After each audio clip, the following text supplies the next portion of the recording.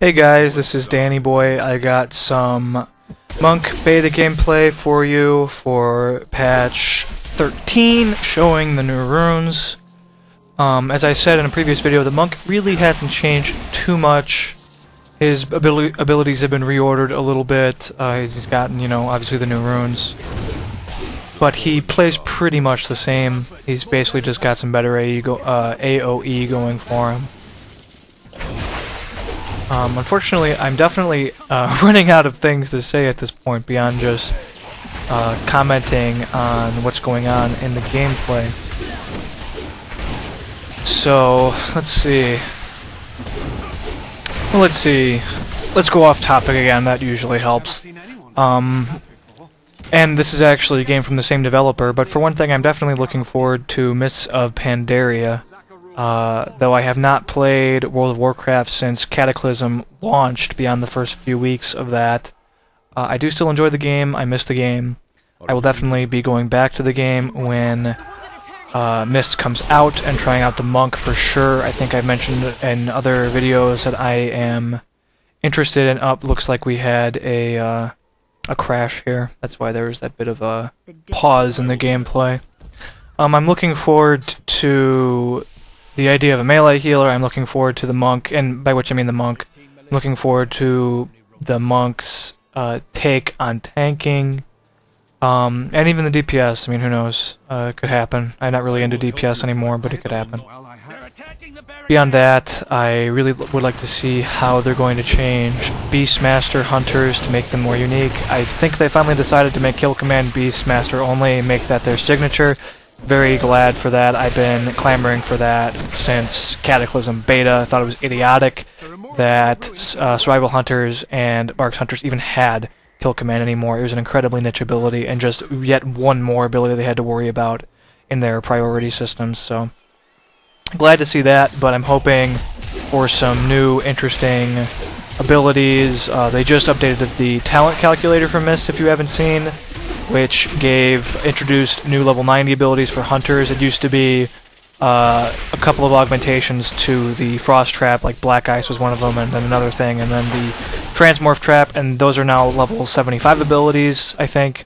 And now they get power shot, which is like a crazy cone snipe thing that the farther away you are, the more damage it does, and the longer the stun duration. Which, all three of these abilities, by the way, are taken directly from Dota champions, which is funny, but that's not unlike Blizzard. Blizzard, as they've said themselves, they don't innovate, they take from other games, and they make it better, and it's worked for them thus far, so not surprising. And it's not just Blizzard, I mean, all game companies do it, but Blizzard does it a lot, and very blatantly.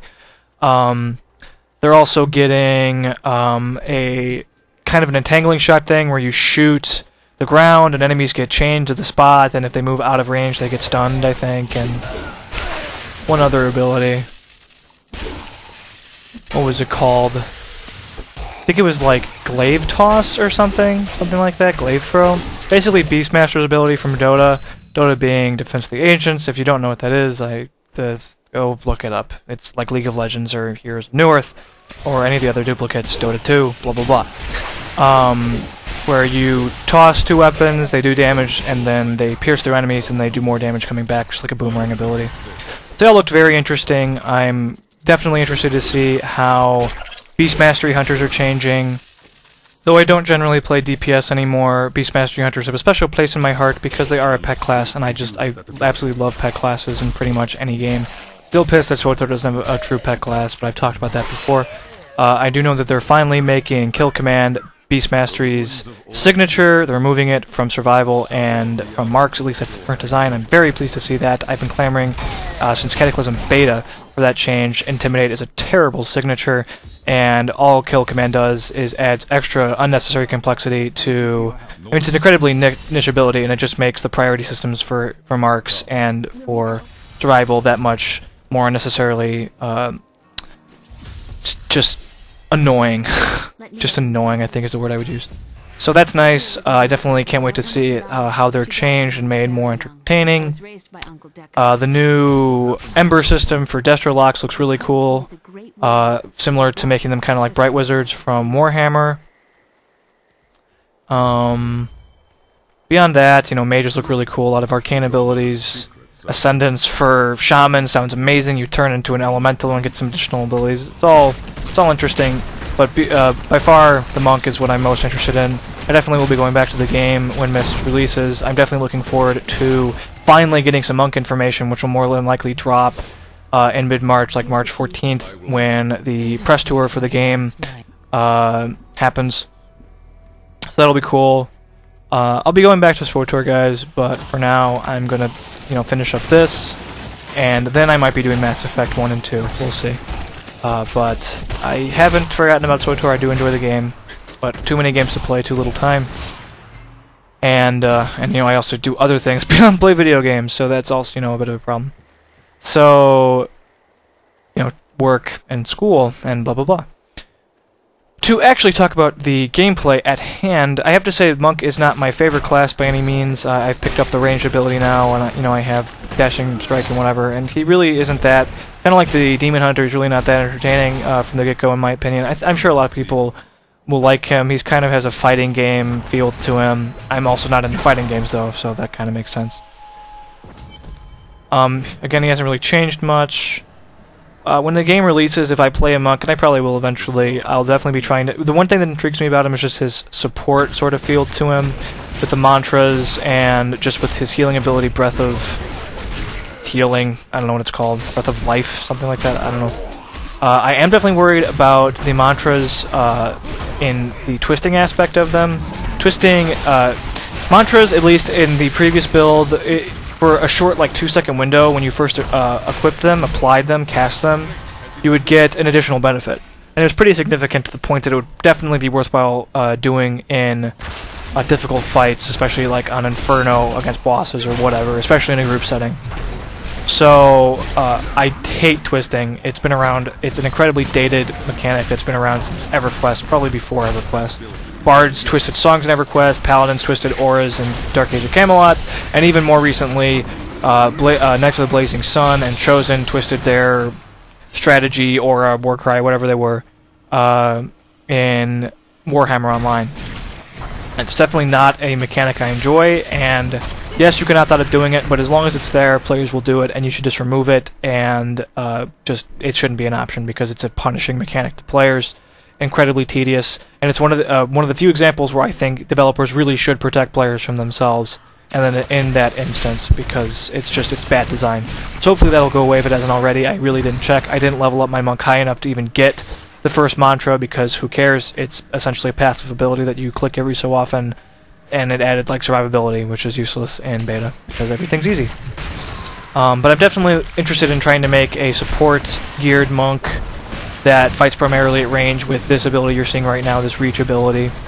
And also, if you rune Lashing Tail Kick, you can get Hand of Yatar, and I've seen it from an emulator video. You can actually, to get it, the rune, you need to be in the 50s, I think, from what I saw. So definitely can't see it in beta, but I saw it in an emulator video and it looked very cool. Definitely a fun way to attack enemies at range. So I'm interested in seeing that.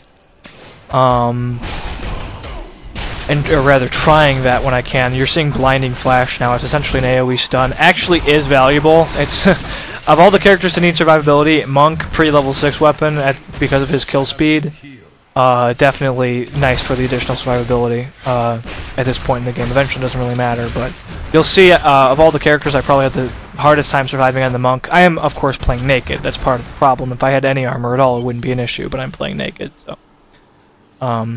I'm trying to skip the cutscene. There we go. But, you know, we'll see. We'll see how that goes. We'll see how interesting their elemental ally ability is eventually. And just what you can do with them. But I'll definitely be playing a Witch Doctor first and playing with all the pets in the world that you can get and playing him as a Beast Mastery kind of guy who focuses... I played a Hunter in Diablo 2. Definitely not an optimized character, or not the most powerful, but I definitely enjoyed him. Basically, just... It's a subset of a Summoner Druid. It's just a Summoner Druid who uses bows, essentially. And you try to get a bow that has amplified damage on it, because in Diablo 2, when you're playing on Hell, you'll face physical immunes, and pets only do physical damage. So you need to get a bow that has amplified damage, or you could use Atma's, I think it was Atma's Scarab, something like that, the amulet, that has amplified damage, because that will break physical immunes and allow your pets to actually damage them, because primary damage is your pets with you using the bow as support, and I honestly really enjoyed it. I beat hell with him. Definitely not the strongest character in the world by any means, but for sure very fun. I'm hoping to do something like that in this game with a Witch Doctor, only actually, since he actually has some direct damage abilities that are effective, I will certainly be focusing mostly on using the direct damage ability, so playing more of a classical summoner probably. Which brings to mind, you know, let's talk about Magic Find real quick. I don't know how Magic Find's implemented in this game, but I really hope it's not implemented the same way that it was in Diablo 2. I think it's actually very poor design to want your character to get a set of Magic Find gear that you then use to actually find the items you want as part of your build, because unless you PvP'd in Diablo 2, once you had your full build for your character, there was very little reason to actually play the game beyond power leveling friends or just playing with friends for shits. But I mean, by the time you have your full set of gear, you'll play the game for so long, you're probably not going to want to play it anymore. And once you've done that, that really defeats the purpose of playing the game. That's why it's so idiotic to buy items for the game from eBay, the black markets, or even the real money auction house in the game. Why would you buy items? The whole point of the game is finding the items. Once you've done that, there's no reason to play the game. I mean, Diablo 3 will have achievements, I guess, at least, but I don't know, that's the whole draw of the game, and buying the items defeats that purpose. And everybody I know, and I do know some people that have bought items, as soon as they bought the items, they played for like an hour and then immediately stopped playing the game forever. Because it's the only reason for playing the game. So as far as Magic Find goes, it should really be a modifier that's just on all the items you're going to want to wear anyway. Or do something like Torchlight did, where again, it was just on items to begin with, or you got potions and, you know, different consumables that gave you extra Magic Find. There's very little reason to have Magic Find sets, because the whole point is to get the gear. I mean, yeah, I found the gear I want. I can't wear it, so I need to wear my Magic Find gear. If I want to farm gear for other characters, you know, twink them or whatever, I have to still wear my Magic Find gear. So hopefully that'll change.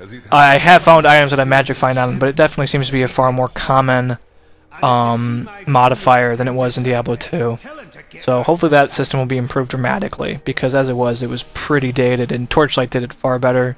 Torchlight also made gold valuable, and, you know, really did a good job of that. So if gold isn't valuable in Diablo 3, it'll be Blizzard's fault, because you could definitely do it just with gambling systems and, you know, different services for NPCs, enchanting items, and what have you. So I hope they learn from what Max Schaefer did with the Schaefer brothers did. I apologize. There's Max Schaefer, and he has a brother. But I just always remember Max Schaefer because of Schaefer's hammer in Diablo 2. So, sorry, Max's brother. I can't remember your name right now. Shout out to you guys, though. Shout out to Blizzard North. You guys do good work. So here we have a bit of a stressful fight. Not really stressful, but near-death fight.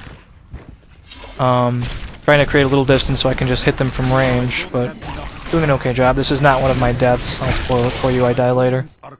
Close, though. Had to pot. Like that there's a cooldown on pots in this game. Makes it so that you don't just spam them. Alright guys, this video is coming to a close. Thanks for watching. Have a good one, and stay tuned for part 2.